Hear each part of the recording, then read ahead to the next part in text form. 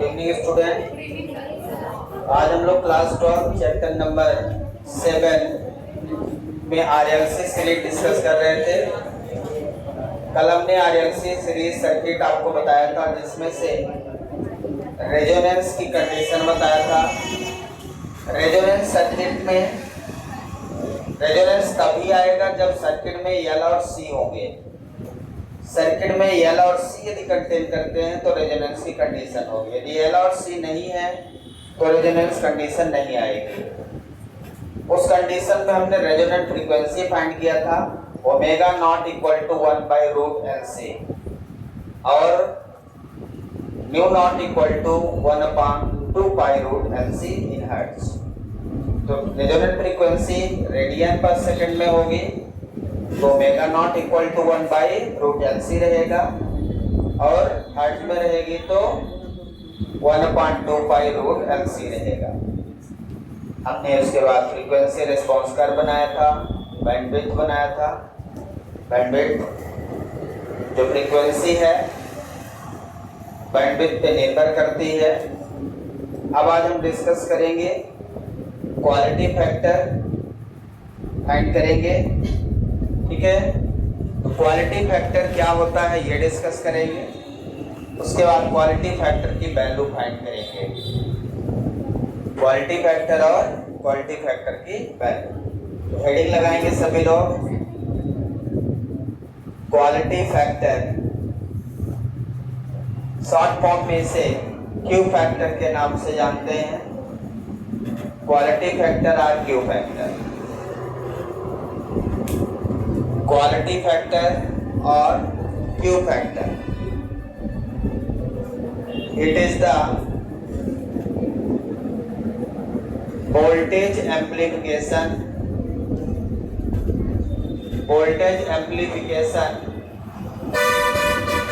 Factor, voltage amplification factor whose value much greater than unity,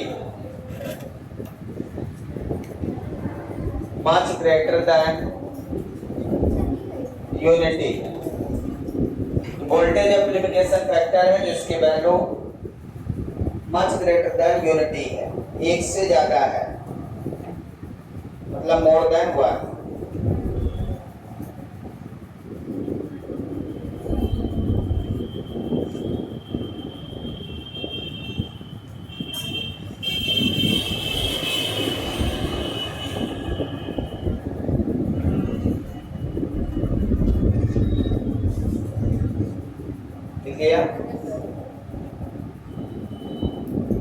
इसका formula होता है resonant frequency quality factor का, it is denoted by Q equal to resonant frequency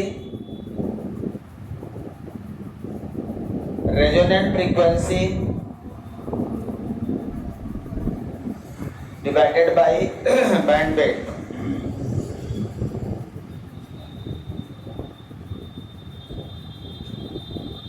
bandwidth, resonant frequency को omega not से denote करते हैं, bandwidth को delta omega से, ठीक है। तो ये फार्मूला आपका हो जाएगा omega not divided by del omega. मतलब जिस सिग्नल की बैंडविड्थ ज्यादा होगी उसकी क्वालिटी फैक्टर कम होगी, बैंडविड्थ ज्यादा होगी तो क्वालिटी फैक्टर कम होगी।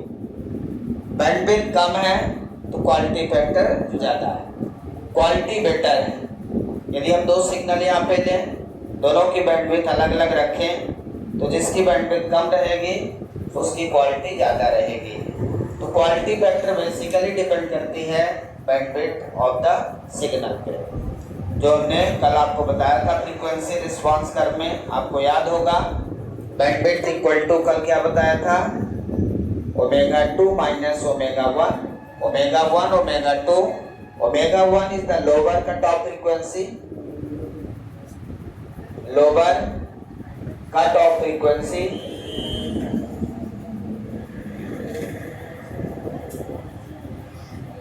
डायग्राम याद है, और ओमेगा 2 अपर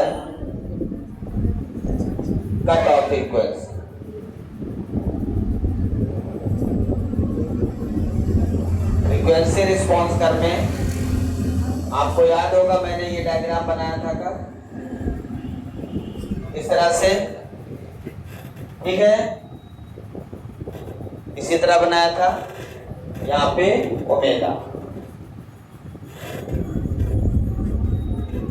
इस तरह से डायग्राम बनाया था। फिर इसमें कई सारे डायग्राम बना दें,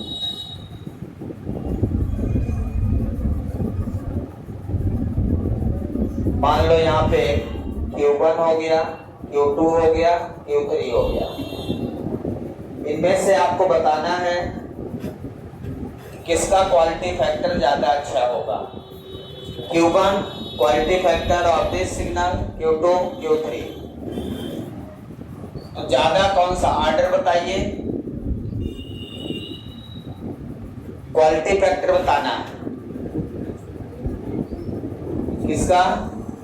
यदि इसकी बैंडविड्थ ली जाए तो यहां से लेके यहां तक का है, लास्ट वाले की बैंडविड्थ, सबसे कम बैंडविड्थ किसकी है, सबसे कम बैंडविड्थ किसकी है, बैंडविड्थ मतलब ये गैप, ये फर्स्ट वाले का है तो डेल्टा ओमेगा 1 लिख दो, ये सेकंड वाले का है डेल्टा ओमेगा 2, यहां से यहां तक डेल्टा ओमेगा 1 यहां तक, और ये है डेल्टा ओमेगा 3। तो मैं यहां पे लिख सकता हूं delta omega 3 greater than delta omega 2 greater than delta omega 1। सबसे ज्यादा बैंडविड्थ किसकी दिख रही है यहाँ पे, सबसे ज्यादा बैंडविड्थ मतलब सबसे ज्यादा गैप, जिसमें ज्यादा गैप है उसकी बैंडविड्थ ज्यादा है, जिसमें गैप कम है उसकी बैंडविड्थ कम है, ठीक है। तो यहाँ पे जिसकी बैंडविड्थ सबसे ज्यादा है उसका क्वालिटी फैक्टर सबसे कम होगा। यहाँ पे क्या है, quality factor inversely proportional to quality factor inversely proportional to bandwidth delta omega. तो यहाँ पे क्वालिटी फैक्टर मैं लिख सकता हूँ Q1 greater than Q2 greater than Q3। Third की बैंडविड्थ सबसे ज्यादा है तो उसका क्वालिटी फैक्टर सबसे कम होगा। Quality factor Q1 greater than Q2 greater than Q3।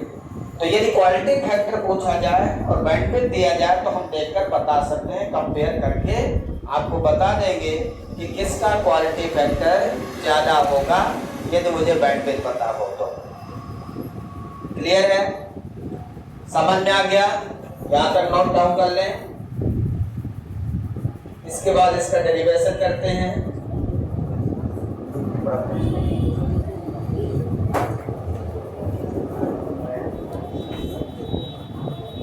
Note down कर लें, इसके बाद इसका एक्सप्रेशन देखते हैं, लिख लिए गए।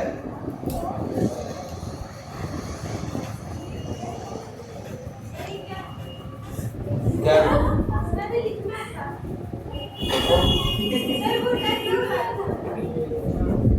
बना लो, मोबाइल बनाई होगी ना, कोई नहीं बनाया,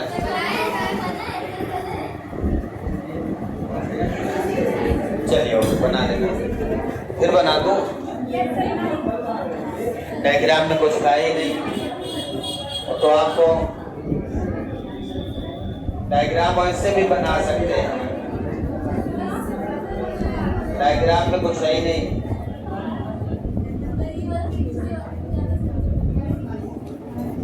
ऐसा बना देंगे, ये आपका ओमेगा डेल्टा ओमेगा 1, ये डेल्टा ओमेगा 2, ये डेल्टा ओमेगा 3। बैंडविड्थ बनाना है बस, ये डेल्टा ओमेगा 1, ये delta omega 2, delta omega 3, delta omega 3 greater than delta omega 1, omega 2 greater than delta omega 1।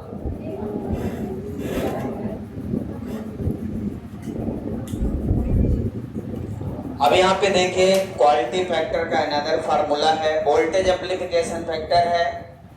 तो इसमें जो हम फार्मूला लिखते हैं VL by VR equal to VC by VR, voltage across inductor to the voltage across resistance, voltage across capacitor to the voltage across resistance. किसी का भी ratio find कर सकते हैं, पता नहीं कहाँ से तो यहाँ पे क्वालिटी फैक्टर का अनदर फार्मूला है voltage amplification, voltage across inductor to the voltage across resistance VC by VR। मतलब रिएक्टिव वोल्टेज कोई भी ले ले और रेजिस्टिव वोल्टेज का रेशियो आपको क्वालिटी फैक्टर मिलेगा। तो आपको पता है इनमें से किसी को भी लेके आप प्रूव कर सकते हैं फार्मूला, दोनों से सेम रिजल्ट मिलेगा। VL इक्वल टू क्या होता है IXL, VL equal to IXL और XL equal to omega L, तो I omega L। VL equal to हो गया और VR इक्वल टू क्या होता है IR। ठीक है, यदि हम ये फार्मूला लेके चलते हैं तो वैल्यू फाइंड करते हैं। यहाँ पे जो ओमेगा है वो रेजोनेंट फ्रीक्वेंसी ओमेगा नॉट लिख देंगे।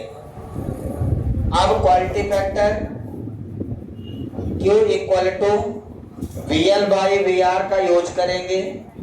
VL की जगह I omega not L by VR की जगह IR, वैल्यू पुट करेंगे, I से I कैंसिल हो जाएगा, P not L by R। तो क्वालिटी फैक्टर का एक फार्मूला मिल गया omega not L by R, जहां ओमेगा नॉट रेजोनेंट फ्रीक्वेंसी है। ओमेगा नॉट क्या है resonant frequency.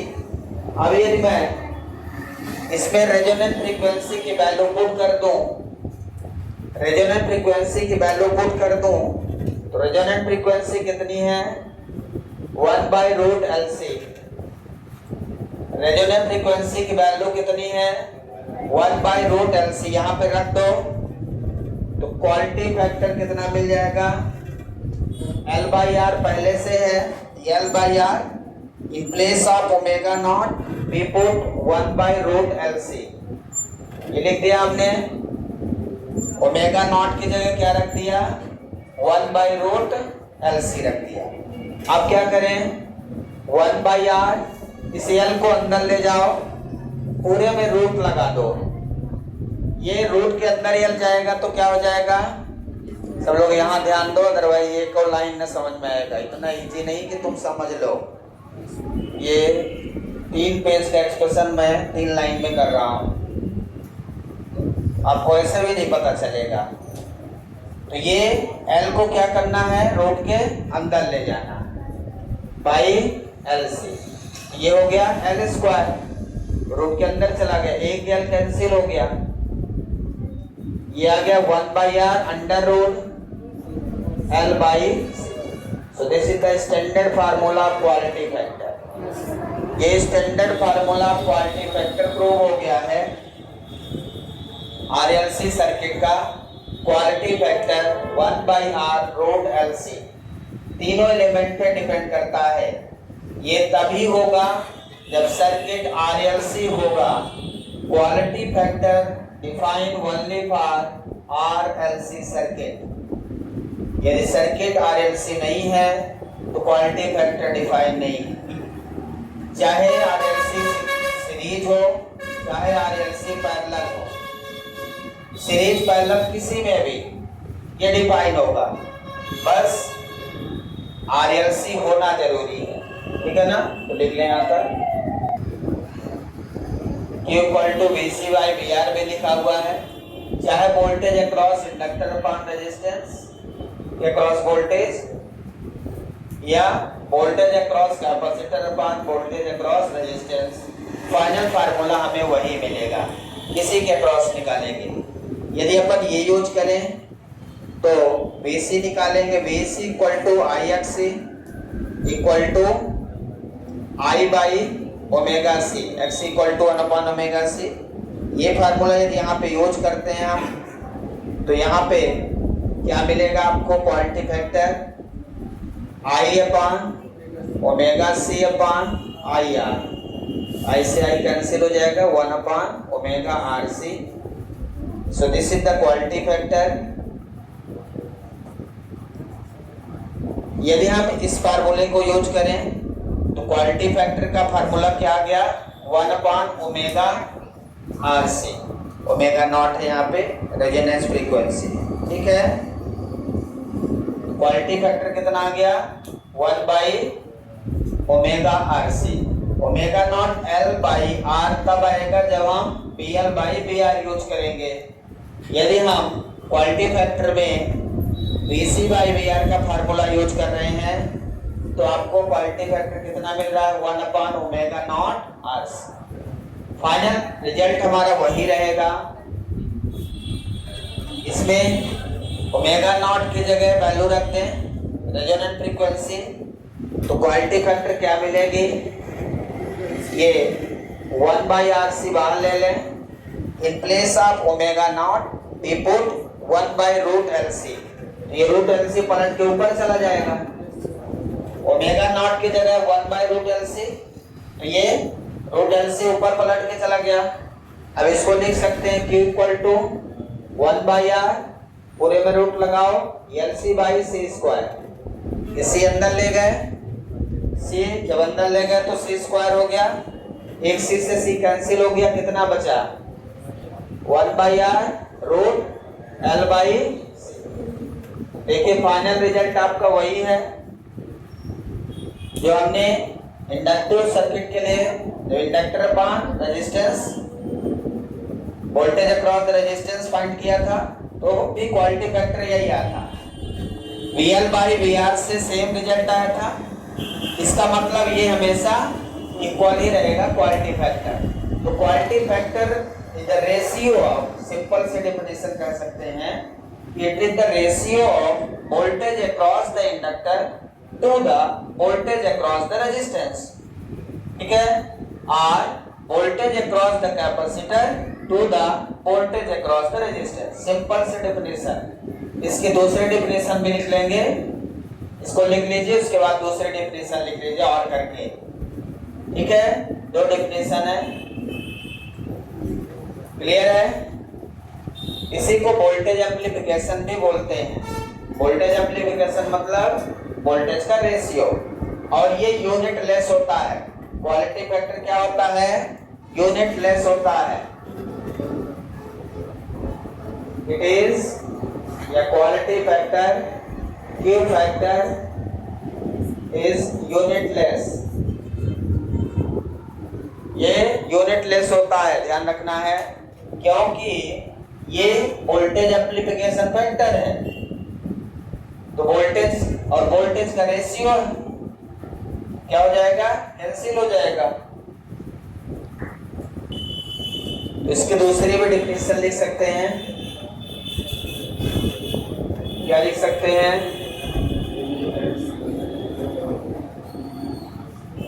Q factor is defined as the ratio of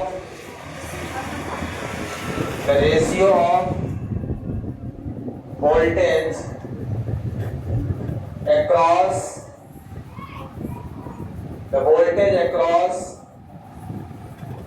the inductor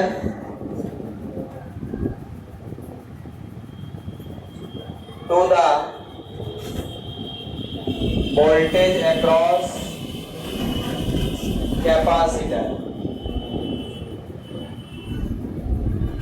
voltage across inductor to the voltage across resistor, ठीक है। तो inductor और capacitor भी यहां लिख सकते हैं, ठीक है, और कैपेसिटर भी लिख सकते हैं। इंडक्टर और capacitor to the ratio voltage across resistor, ठीक है। तो मतलब फार्मूला आपका वही बन जाएगा, VL by VR equal to VC by VR। ये सिंपल से डेफिनेशन है, ये यूनिट एंड डायमेंशन लेस है, इसकी कोई यूनिट नहीं होगी क्योंकि वोल्टेज और वोल्टेज कैंसिल आउट हो जाएगा, तो इसकी कोई यूनिट नहीं होगी। क्लियर है?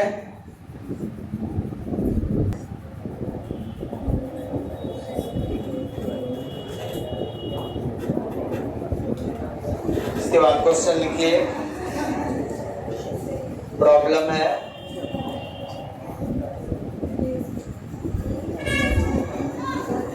इन RLC series circuit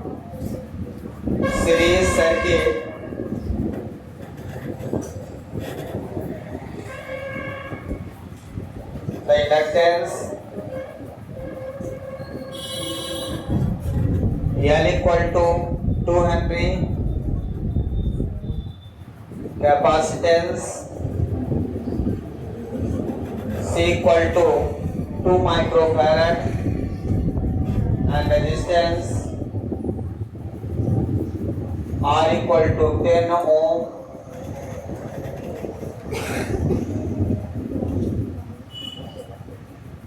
Find Q factor. Quality factor find करना है तो R गिवन है 10 ओम, L गिवन है 2 हेनरी, C गिवन है 2 microfarad means 2 into 10 to power 3 and 10 power minus 6 farad, ये गिवन है आपको। फार्मूला लगा दें Q equal to 1 by R under root L by C, तो 1 by R की जगह 10 अंडर रूट L कितना है 2, C कितना है 2 into 10 to power minus 6 है ना, 2 से 2 कैंसिल हो गया, 1 by 10, ये 1 by 10 पावर माइनस 6 है, ऊपर जाएगा तो 10 पावर प्लस 6 हो जाएगा, रूट से बाहर निकलेगा 10 पावर 3 हो जाएगा, डिवाइडेड बाई 10, एक 10 कट जाएगा, 10 पावर 2 मतलब 100, तो यहाँ से क्वालिटी फैक्टर आपका कितना आ गया 100 आ गया। सिंपल सा है, सॉल्व करिए, सिंपल है ना, केवल आपको वैल्यू रख देना है और सॉल्व कर लेना है। उसके बाद अगली हेडिंग लगाएंगे चोक कॉइल।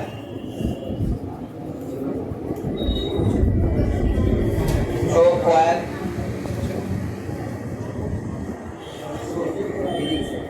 चोक कॉइल देखा है? ट्यूबलाइट में जो लगा रहता है, ट्यूबलाइट देखा है? ट्यूबलाइट में इतना सा लगा रहेगा, चोक कॉइल रहता है, बल्ब में नहीं लगा रहता। चोक कॉइल का यूज क्या है? चोक कॉइल का यूज ये है which control the current of an AC circuit। Alternating current को कंट्रोल करने के लिए हम चोक कॉइल का यूज करते हैं। कभी करंट अचानक ज्यादा हो जाए तो फिर उसकी कंट्रोल कौन करेगा? ट्यूबलाइट को जलने से कौन रोकेगा? ट्यूबलाइट तो उस समय फिर उठ हो जाएगी, है ना, तो उसको कंट्रोल करने के लिए चोक कॉइल का यूज करते हैं। आज डिजिटल जमाना है, अब सब उसी में छोटे से कोयले में काम हो जाता है। पहले उसमें बहुत ज़्यादा खर्च आता था, चोक कॉइल को अलग से बनाते थे, अलग से लगाते थे। अब की जो ट्यूबलाइट आती है उसमें सब अंदर ही लगा देते हैं उसके टर्मिनल पे, तो रेट थोड़ा सा कम भी हो जाता है और अच्छा भी रहता है, ठीक है ना।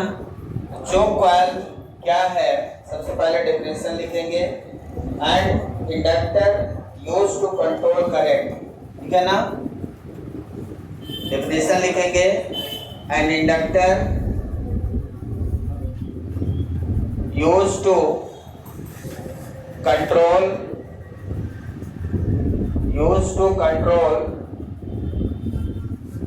current, inductor used to control current in an AC circuit। current in an AC circuit. AC circuit without loss of energy. Without loss of energy. Without loss of energy is called choke or choke coil. Choke or choke coil.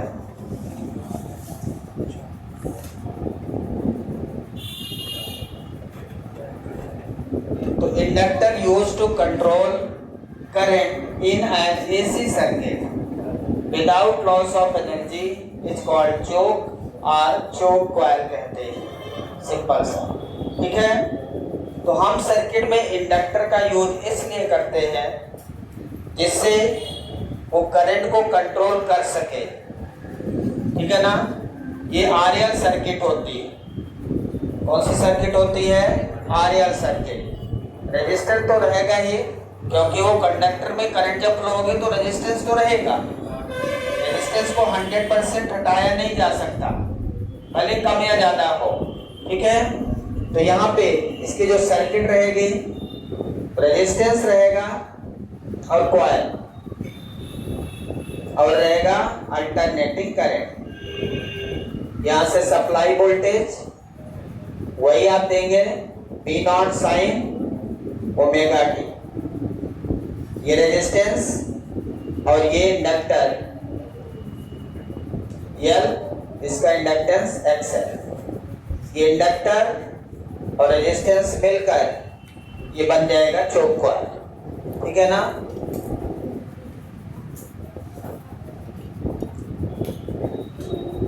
अब RL circuit की तरह behave करेगा।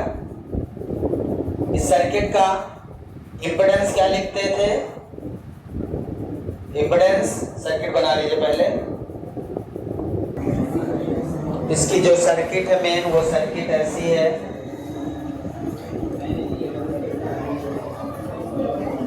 ये conductor है, ये conductor में होना है। कंडक्टर में अल्टरनेटिंग करंट प्रोवाइड करेंगे।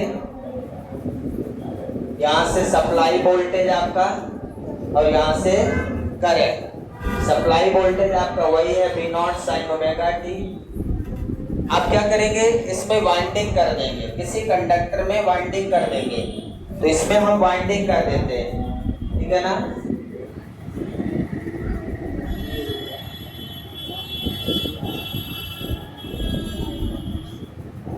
ये वाइंडिंग कर दिया, नंबर ऑफ टर्न्स। और इसमें जो कंडक्टर होता है उसको लैमिनेटेड करते हैं। ये कोर रहती हैं, ये कोर हैं, लैमिनेटेड कोर। और इसी के ऊपर हमने क्या कर दिया? वाइंडिंग कर दिया। तो इंसुलेटेड कॉपर वायर, ये आपका जो है जिसे वाइंडिंग किया है, ये इंसुलेटेड कॉपर वायर है।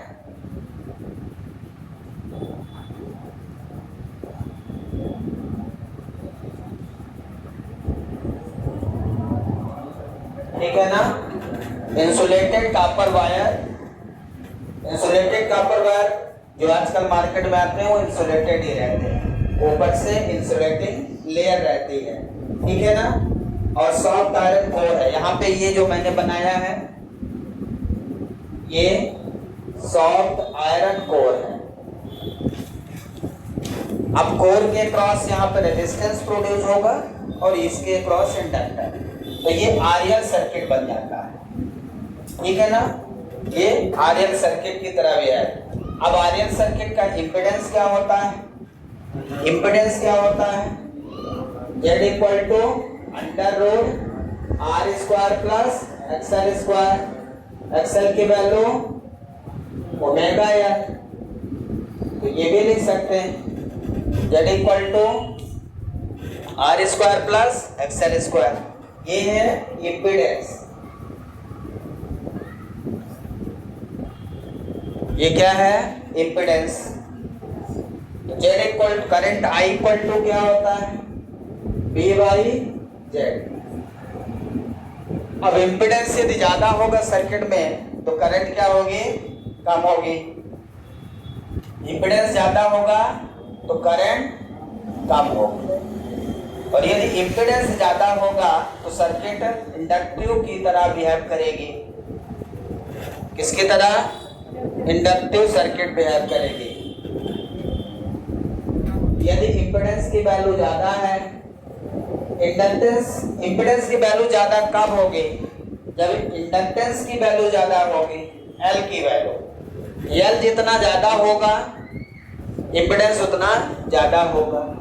एल की वैल्यू कम होगी तो इम्पीडेंस कम होगा, क्योंकि इम्पीडेंस किस पर निर्भर करता है, रेजिस्टेंस की वैल्यू और इंडक्टेंस की वैल्यू पे। इंडक्टेंस की वैल्यू ज्यादा कब होगी, नंबर ऑफ टर्न्स पे डिपेंड करता है। कॉइल जो बाइंडिंग किया आपने उसकी वैल्यू यदि बाइंडिंग ज्यादा कर दिया तो वहां पे इंडक्टेंस ज्यादा होगा, क्योंकि फ्लक्स ज्यादा लिंक करने लगेगा।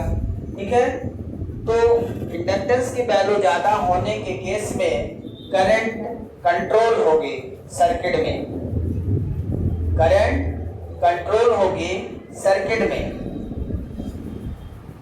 समझ में आ रही? तो यहाँ पे आपको ध्यान देना है कि when the value of inductance is more then the impedance will be high। Inductance की वैल्यू ज्यादा है तो इंपेडेंस ज्यादा होगा, करंट कम होगा। ठीक है, पॉइंट लिखते हैं। when the value of inductance is more then the impedance is also high and नहीं दिख रहा,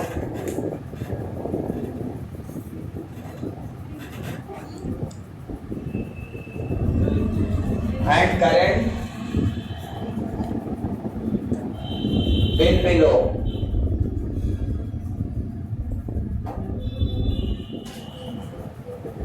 इस केस में करंट क्या हो जाएगी, कम हो जाएगी। तो जो करंट आपकी बढ़ रही होगी वो कंट्रोल हो जाएगी। क्या हो जाएगी, कंट्रोल हो जाएगी। सर्किट प्योर इंडक्टिव की तरह बिहेव करने लगेगा। Circuit behave as inductive. Resistance की वैल्यू यदि बहुत कम है तब का ये केस है, तो सर्किट किसकी तरह बिहेव करेगा, circuit behave as a inductive.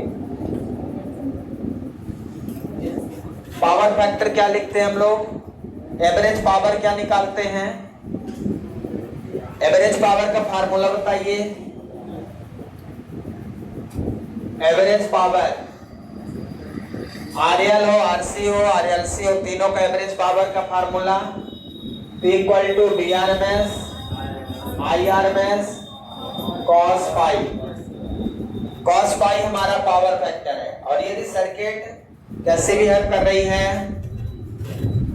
Circuit कैसे बिहेव कर रही है, इंडक्टिव नेचर की, तो इंडक्टिव नेचर का पावर फैक्टर आपको याद है, power factor of inductive nature circuit will be 0।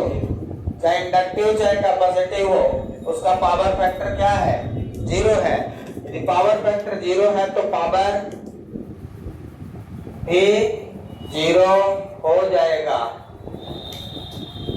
तो यहाँ पे एवरेज पावर जो है वो 0 रहेगा, विदाउट लॉस ऑफ एनर्जी। इसका मतलब विदाउट लॉस ऑफ एनर्जी ये काम करेगा। तो जो कॉइल हमारा कंट्रोल करता है इसको, करंट को, कहाँ, सर्किट में फ्लो होने वाला करंट, जब इंडक्टर लगा देते हैं तो करंट फ्लो होता है, और वो जो कॉइल है वो करंट को कंट्रोल कर लेता है। ठीक है ना। जब पावर फैक्टर 0 होता है तभी इस करंट को हम वाटलेस करंट कहते हैं। उस करंट को हम वाटलेस करंट कहते हैं जब पावर फैक्टर जीरो होता है, पावर जीरो हो जाता है। तो वाटलेस मतलब पावर यदि कुछ होगा तो पावर ले रहा होगा, जब पावर जीरो हो गया तो ये वाटलेस पावर हो गया, ठीक है ना। इसका कंडीशन है wattless power. Wattless power, wattless power question common है, हमेशा पूछता है। तो वाटलेस पावर की कंडीशन आपको याद रखना है। वाटलेस पावर का मतलब है power will be zero. Wattless power का मतलब है पावर जीरो, और पावर जीरो तब जब पावर फैक्टर जीरो। तो वाटलेस पावर मतलब no power absorbed by the circuit, no loss of power in the circuit. Circuit में कोई पावर में लॉस नहीं है, that is the power, wattless power. ठीक है, बाकी कल पढ़ेंगे। Thank you, have a nice day.